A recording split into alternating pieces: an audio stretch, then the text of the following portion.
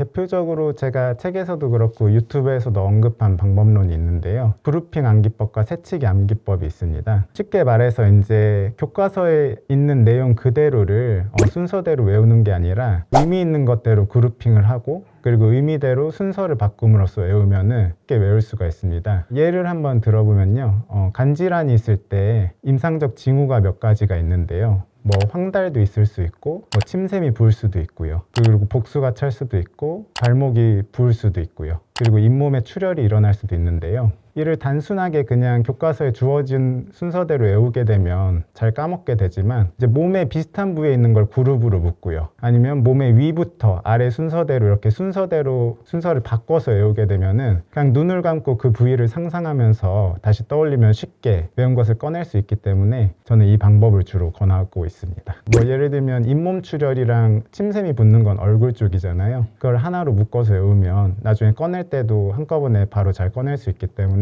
그런 식으로 외우는 걸 좀 권유드리고 있습니다. 새치기도 뭐 비슷한 맥락인데요. 예를 들면은 침샘이 붙는 증상이 있고 그 다음에 이제 교과서에 복수 차는 게 있고 그 다음에 잇몸 출혈이 있다고 했을 때 그 순서대로 외우지 말고 위부터 시작하는 거죠. 침샘이 붙기를 가장 먼저 생각하고 그 다음 잇몸 출혈을 생각하고 그 다음 복수를 생각을 하면은 위에서부터 아래로 가는 거잖아요. 그런 식으로 순서를 바꾸면 훨씬 나중에 떠올릴 때 위에서 아래를 생각할 수 있으니까 더 쉽게 외울 수 있는 것이죠. 아무래도 학습 속도를 올린다는 것은 머릿속에 지식을 빨리 넣을 수 있는 걸 뜻하는데요. 머릿속에 빨리 지식을 넣는다는 것은 역설적으로 머릿속에서 빨리 꺼내볼 수 있다는 것을 뜻합니다. 이런 걸 아웃풋 공부법이라고 하는데요. 제 유튜브 영상 중에 100만 조회수를 기록한 타이핑 공부법이라는 대표적인 아웃풋 공부법이 있습니다. 타이핑 공부법이란 교과서를 펴고 빠르게 정보를 습득합니다. 그 다음 컴퓨터를 켜거나 패드 등을 켜서 자신이 공부한 내용을 빠르게 타이핑해 보는 건데요. 이렇게 타이핑을 함으로써 얻을 수 있는 장점으로는 자신이 무엇을 잘못 외웠고 무엇을 못 외웠는지를 점검할 수 있다는 점입니다. 그래서 자신이 잘 못 외운 정보를 다시 교과서를 펴고 외우고요. 그리고 다시 타이핑을 해봄으로써 자신이 모르는 것만 빠르게 습득할 수 있습니다. 이렇게 한다면 공부 속도를 기하급수적으로 올릴 수 있습니다. 아무 생각 없이 그냥 책만 주구장창 읽는다고 해서 그게 머릿속으로 들어오진 않을 거고요. 빠르게 자신이 모르는 것 위주로 공부를 할 때는 타이핑 공부법이 정말 효과적인 방법이 될 수 있고요. 시험이라고 하면 정말 다양한 시험이 있을 수 있겠죠. 뭐 수능도 있을 수 있고요. 공무원 시험도 있을 수 있고 뭐 의치학, 본과 시험도 있을 수 있고 자격증 시험도 있을 수 있는데요. 각 시험마다 특화된 공부법이 있겠지만 그 중에서도 좀 대표적인 공부법 하나만 좀 소개를 드리면요. 우주 공부법이라는 게 있는데요. 대표적으로 관성의 법칙이 있습니다. 관성의 법칙이라고 하면은 어떤 물체가 특정 행동을 할 때 행동을 계속 유지하려는 경향인데요. 이를 공부법에 적용해 보았습니다. 처음에 이제 공부를 할 때 2단원까지만 공부를 하겠다고 목표를 잡았을 때 대부분의 친구들은 그냥 2단원까지만 공부를 하고 일어나거나 아니면 집에 가거나 하는데요. 저는 이럴 때는 2단원까지 공부를 마치고 3단원에 뭘 1챕터라도 조금만 더 본다는 마음가짐으로 공부를 하였습니다. 그렇게 되면은 3단원 1챕터만 더 보더라도 그때 관성이 붙기 때문에 조금만 더 하면서 계속 조금 더 볼 수 있고요. 이는 곧 순공 시간의 증가로 이어지고 총 공부량이 늘어나는 효과를 누릴 수 있습니다. 이런 식으로 단원이 없는 공부는 없기 때문에 모든 시험에 적용할 수 있는 거고요. 순공 시간을 늘리기 위해 가장 선호하는 방법이 하나 있는데요. 집중과 보상이라는 방법입니다. 집중과 보상이라는 것은 자신이 정한 집중의 시간 동안 모든 물리적인 방해 요인을 차단하는 것뿐만 아니라 정신적인 요인까지 차단하는 건데요. 물리적인 요인이라고 하면 뭐 스마트폰 보기 뭐 이런 것도 있을 수 있겠지만 정신적인 요인은 말 그대로 딴 생각하기입니다. 이러한 딴 생각하기마저 집중의 시간은 철저하게 배제를 하고요. 그 딴 생각을 보상의 시간에 한다고 공부를 하면은 더더욱 더 집중의 시간에 집중을 할 수 있는데요. 가령 60분 동안 집중의 시간을 갖는다고 하면 그때 엄청나게 열심히 공부를 하지만 딴 생각이 기어 들어오려고 할 때마다 그 시간을 보상의 시간에 하자 이렇게 생각을 하는 겁니다. 그래서 60분 동안 열심히 공부를 하고 나머지 10분 동안 스마트폰을 보던 딴 생각을 하던 이런 식으로 공부를 하게 되면은 순공 시간을 많이 늘릴 수가 있을 것입니다. 흐름을 오히려 끊지 않기 위해서 무리하게 장시간 동안 공부를 하면 오히려 집중력이 하강되고요. 끝이 있는 공부를 할 때 더 집중적으로 공부를 할 수 있기 때문에, 그리고 이제 보상의 시간을 가진 다음에 다시 집중의 시간으로 돌아오게 되면은 복습의 효과를 누릴 수 있기 때문에 저는 보상의 시간을 꼭 넣는 것을 추천드리고 싶습니다. 일단 영어 공부법 같은 경우에는 가장 큰 실수가 한국의 어순대로 공부를 하려고 하는데요. 오히려 뒤부터 해석을 하면 한국어에 맞게 해석이 되거든요. 예를 들면 I eat apple 이라고 했을 때 보통 사람들은 나는 사과를 먹는다 이렇게 해석을 하지만, 그렇게 하면 긴 문장이 나왔을 때 해석을 하는 능력이 떨어집니다. 차라리 그 영어 어순 그대로 해석하는 것을 연습을 하셔야 되는데요. 나는 먹는다 사과 이런 식으로 해석을 하게 되면은 나중에 아무리 긴 문장이 나와도 손쉽게 해석을 할 수 있기 때문에 그렇게 하는 걸 권유드립니다. 초기에는 어려울 수 있는데요. 그것도 역시 습관을 들여서 계속 하다 보면은 오히려 이렇게 문장을 한글 어순으로 만드는 것보다 그런 식으로 해석을 하는 게 더 편해지고요. 이것은 연습이랑 관련도 있을 것 같습니다.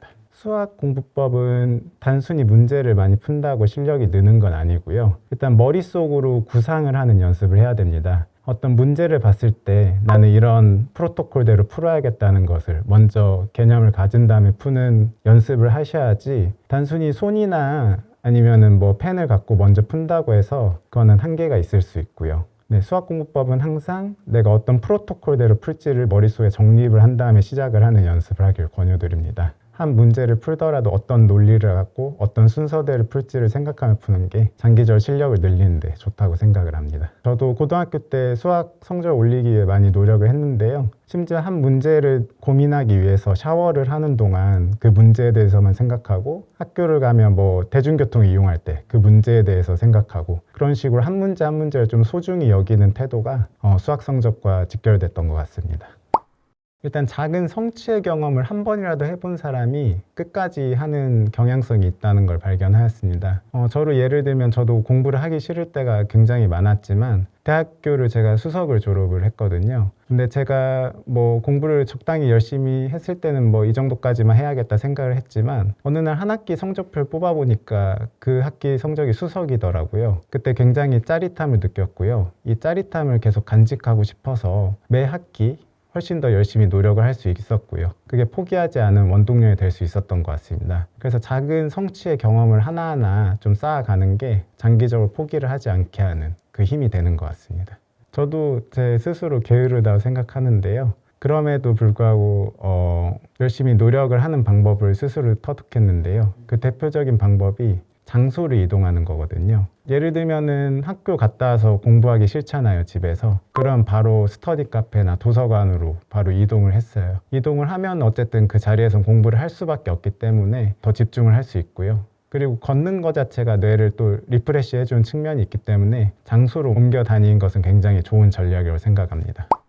공부가 아닌 곳에 특출난 재능이 있을 때 거기에 투자하는 것도 굉장히 좋은 전략이라고 생각하는데요. 그래도 이제 다른 분야를 택했을 때와 공부를 택했을 때 성공 확률이 다르다고 생각합니다. 예를 들면 학생 수 30명 중에 5등을 했다고 해도 충분히 인서울 상위권 대학에 들어갈 수 있고요. 그렇게 되면 뭐 취직을 한다거나 뭐 이럴 때 충분히 좋은 능력을 증명할 수 있겠죠. 하지만 어떤 다른 분야에서 30명 중에 5등을 한다고 했을 때 그 분야에서 성공할 확률은 높지 않다고 생각하거든요. 적어도 뭐 3만 명 중에 5등 정도는 해야지 그 분야에서 특출난 재능을 보일 수 있기 때문에 확률론적으로 봤을 때 공부를 택하는 게 저는 웬만하면 좋다고 생각하고요. 물론 3만 명 중에 5등 할 정도의 능력이 있다면 그쪽으로 가는 게 맞겠죠.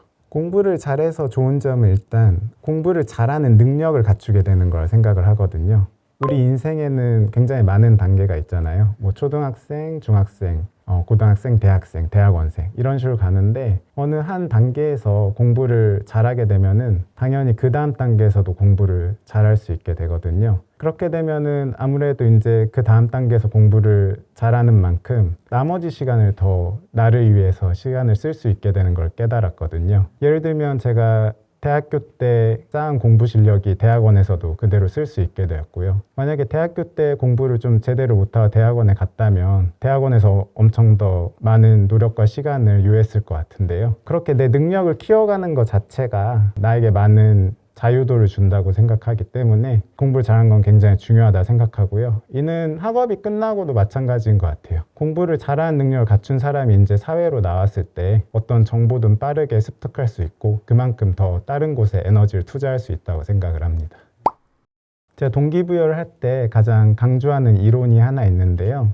이 세상 모든 일은 설득에서 시작해서 설득에서 끝난다는 말을 제가 아주 깊게 믿고 있거든요. 설득으로 시작해서 설득으로 끝난다는 뭐 예를 들어보면 우리가 뭐 어디에 취직을 할 때 나의 가치를 회사에 증명을 해서 거기서 일할 수 있게 설득을 하는 것도 있을 수 있고요. 여기서 설득을 할 수 있는 요소는 크게 두 가지로 나뉘는데요. 크게 패시브한 요소와 액티브한 요소라고 할 수 있는데요. 패시브한 요소는 그 사람 자체가 설득이 되는 요소라고 할 수 있고요. 예를 들면 뭐 학력이 매우 뛰어난다던가 뭐 언변이 굉장히 뛰어난다던가 외모가 뛰어나다면 그거 자체로도 큰 힘을 가질 수 있기 때문에 그 사람이 여러 곳에서 설득이 될 수 있습니다. 반면 액티브한 요소는 그때그때 그 사람이 해야 되는 노력을 뜻하는데요. 만약 패시브한 요소가 높다면 그 사람은 큰 노력 없이도 여러 곳에서 가치를 증명할 수 있고요. 여기서 역시 패시브 요소를 키울 수 있는 것 중 대표적인 하나가 공부라고 생각을 하고요. 저는 이 생각을 항상 갖고 있기 때문에 공부든 일이든 항상 최선을 다해서 나의 패시브한 요소를 키우기 위해 노력하고 있습니다. 결론적으로 패시브한 요소를 충분히 키워놓으면은 그만큼 나의 에너지를 절약할 수 있고요. 액티브한 요소에 힘을 덜 쏟을 수 있기 때문에 그러면 이제 그 남는 에너지를 바탕으로 다시 패시브한 요소를 계속 키우거나 아니면 그 에너지를 내 주위의 소중한 사람들을 지키는 데 쓸 수 있다고 생각하기 때문에 이 개념을 갖고 항상 포기하지 않고 끝까지 노력하려고 하고 있습니다.